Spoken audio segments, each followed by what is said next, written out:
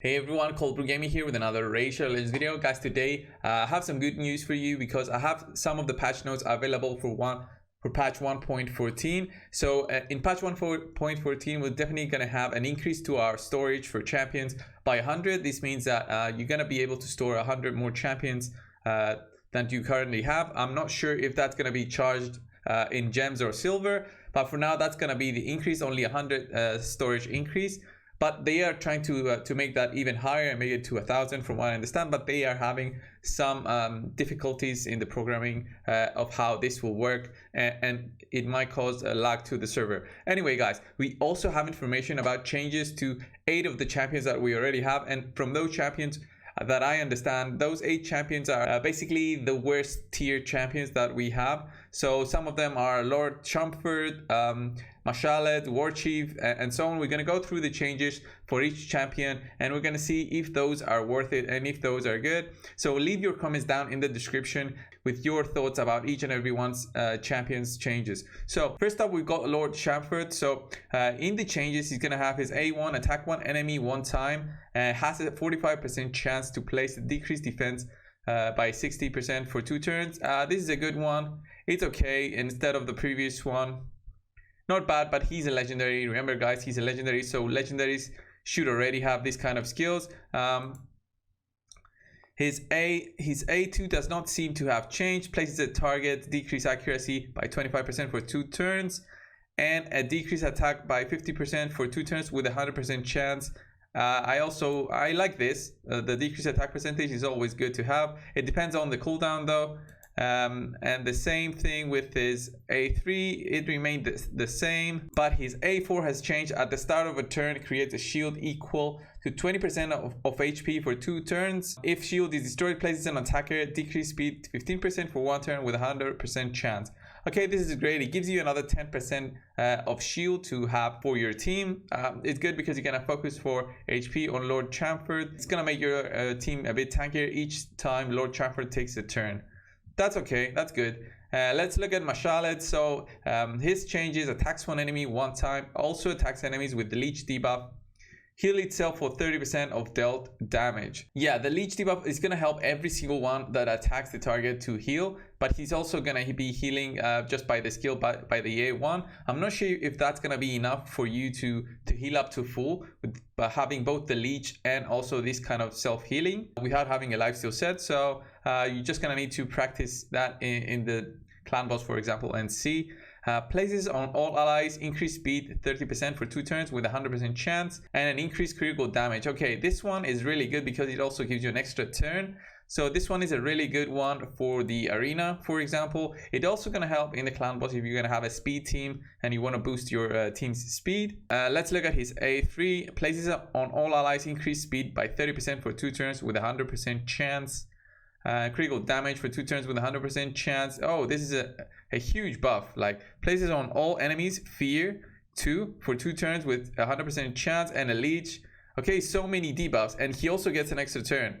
Okay, this is a huge buff, I'm guessing, because of the fear and the leech that is also applied on the enemies. Gives you buffs on your team. Overall, yeah, this makes him much better for both the arena and also faction wars. And then let's look at A4. Steals all buffs from an enemy with a 80% chance, then attacks the enemy one time, deals 50% more damage against targets without buffs. Okay, so yeah, he's gonna be doing way more damage on the target that he's gonna be stealing those buffs. And then places on target heal reduction by 100% with a 100% chance for 2 turns. Place it on self 2 continuous heals for 3 turns.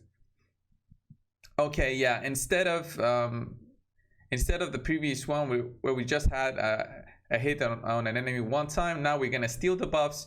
We're gonna attack the enemy, do way more damage because the enemy won't have buffs. Yeah, we'll see how this works. But yeah, mostly all these changes are for the arena. From my understanding, those can be useful for the dungeons, but in the dungeons, the enemies don't really have a lot of buffs on them. So the changes for Warchief are not that great from what I saw, and I do have Warchief, so his skill attacks one enemy one time and places a provoke.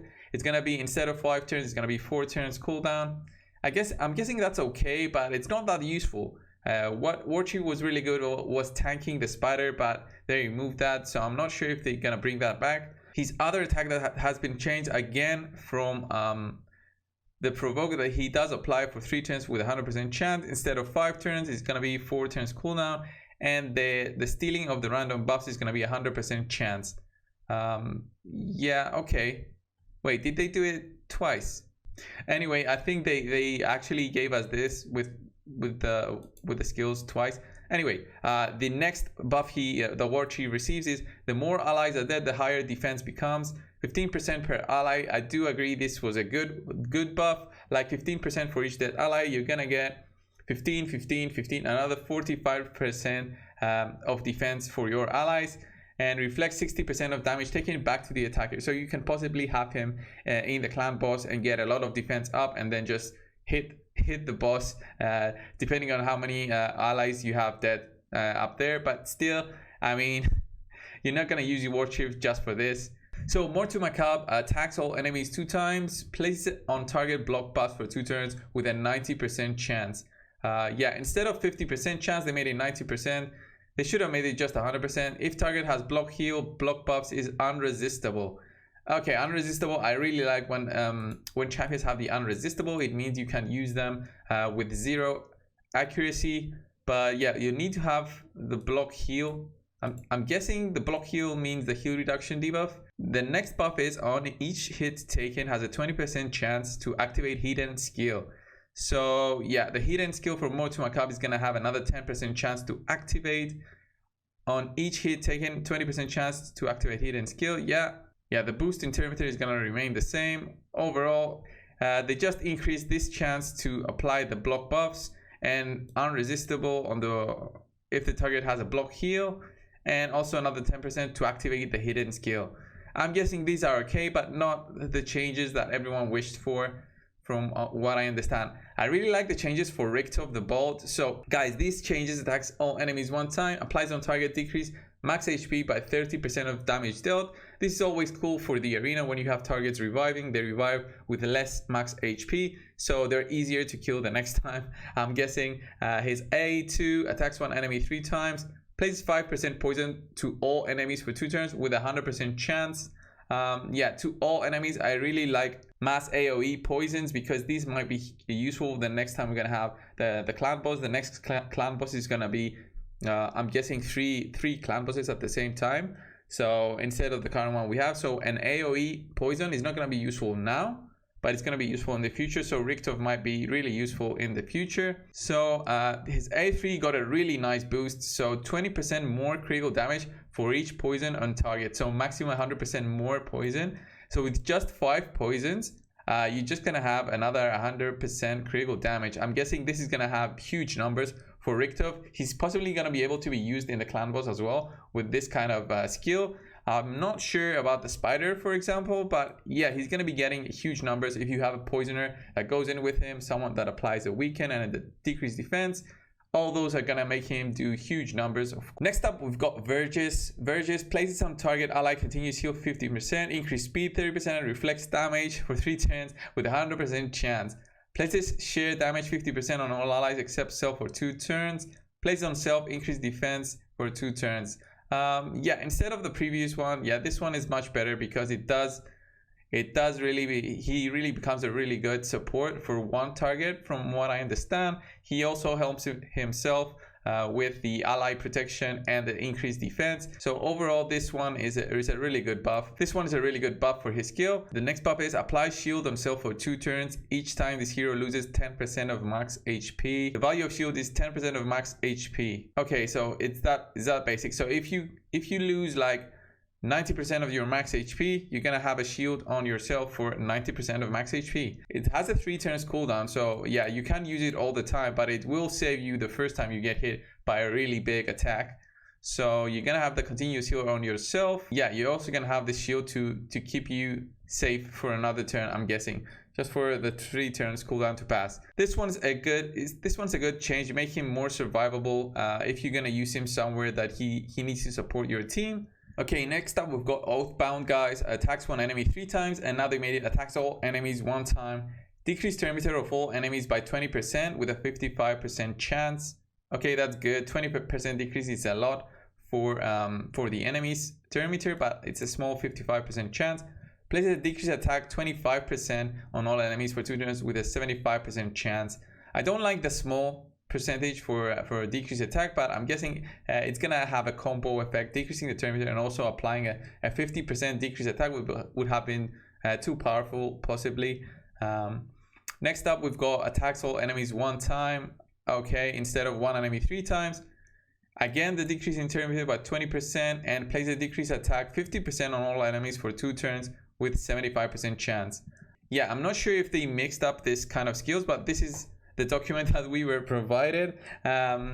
So yeah, I'm guessing he's gonna have 2 skills, either that is reducing this turn meter.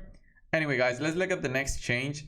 And also we see that his speed is increased to 95. That's always good. If target is under decreased attack debuff, place a block active skills debuff for 100% chance. And Duchess Lilitu, let's see what they did to her. All allies take 25% less damage from AoE attacks, 15% if the attacker is boss. If an ally is under invisible buff, reduce damage taken from AoE attacks by 40%, 25% if the attacker is a boss. So and now they changed it to the same thing, 15% if the attacker is a boss, but they did remove even allies under the invisible buff, which I'm guessing is the veil buff.